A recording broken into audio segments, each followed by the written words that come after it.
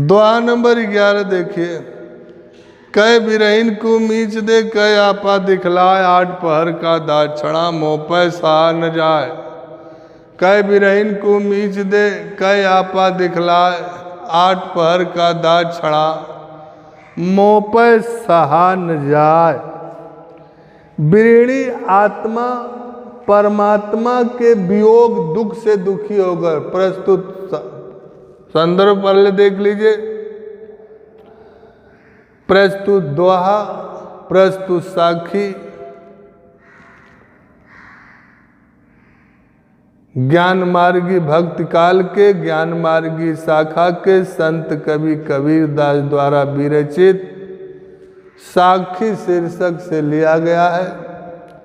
प्रस्तुत प्रसंग में बिरहिणी आत्मा परमात्मा से वियोग दुख से दुखी होकर, परमात्मा के वियोग दुख से दुखी होकर मिलन अथवा मृत्यु की कामना करने लगती है।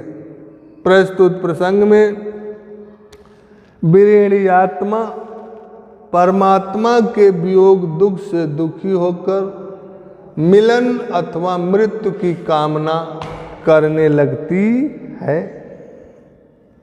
व्याख्या। कै बिरहीन को मीच दे, हे प्रीतम परमात्मा तू मुझे मृत्यु दे दे, या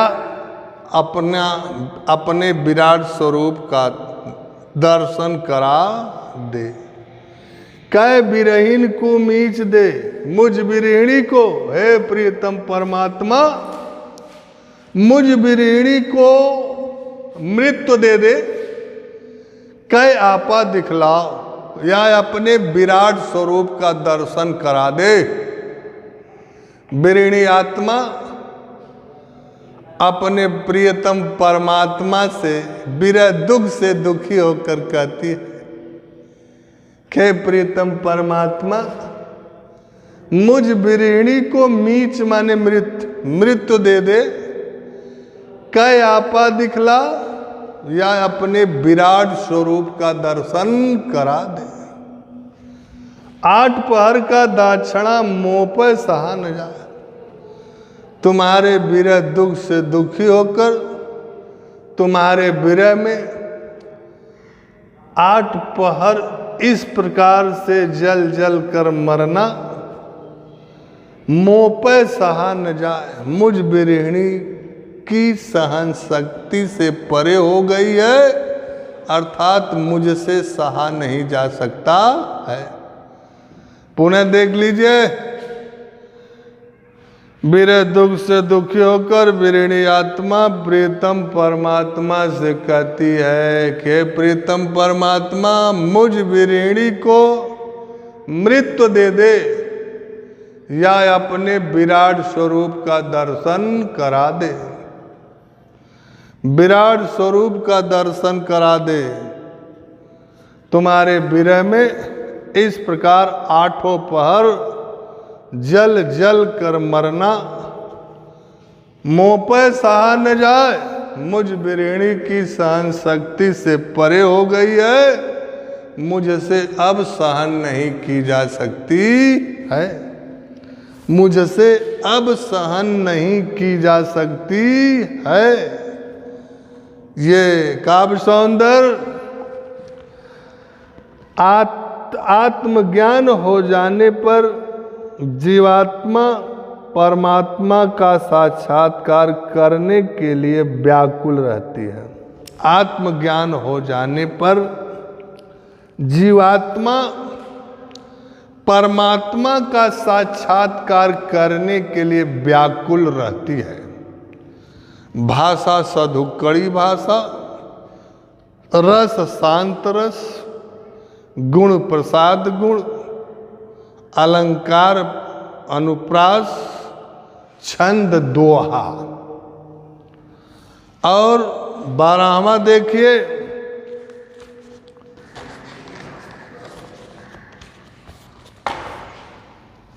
कबीर रेग सिंदूर की काजल दिया न जाए, नैना रमैया रम रहा दूजा कहाँ समाए।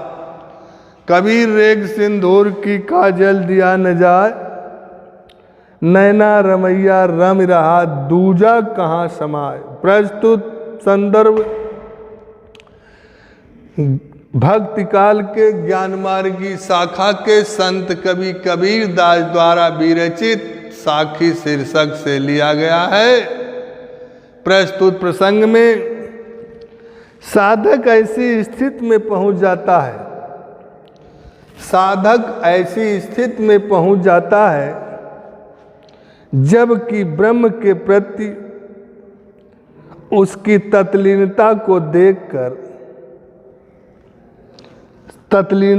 देखकर सांसारिक अपकर्ष दूर हो जाते हैं।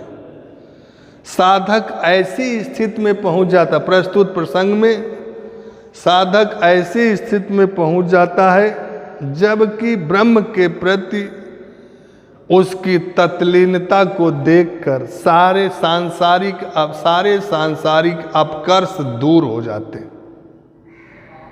व्याख्या बिरणी आत्मा अपने प्रीतम परमात्मा से कहती है प्रीतम परमात्मा, कबीर रेग सिंदूर की काजल दिया न जाए। जिस प्रकार सौभाग्यवती पतिव्रता स्त्री अपने मांग में सिंदूर लगाती है, कबीर रेग सिंदूर की काजल दिया न जाए। जिस प्रकार पतिव्रता सौभाग्यवती स्त्री अपने मांग में सिंदूर लगाती है, काजल दिया न जाए, काजल नहीं लगाती है, क्योंकि मांग सिंदूर देने के लिए उपयुक्त तो होती है, काजल देने के लिए नहीं। जिस प्रकार कबीर रेग सिंदूर की काजल दिया न जाए, जिस प्रकार प्रतिबता सौभाग्यवती स्त्री अपने मांग में सिंदूर लगाती है, काजल नहीं लगाती है, काजल दिया न जाए, क्योंकि मांग सिंदूर देने के लिए उपयुक्त तो होती है, काजल देने के लिए नहीं।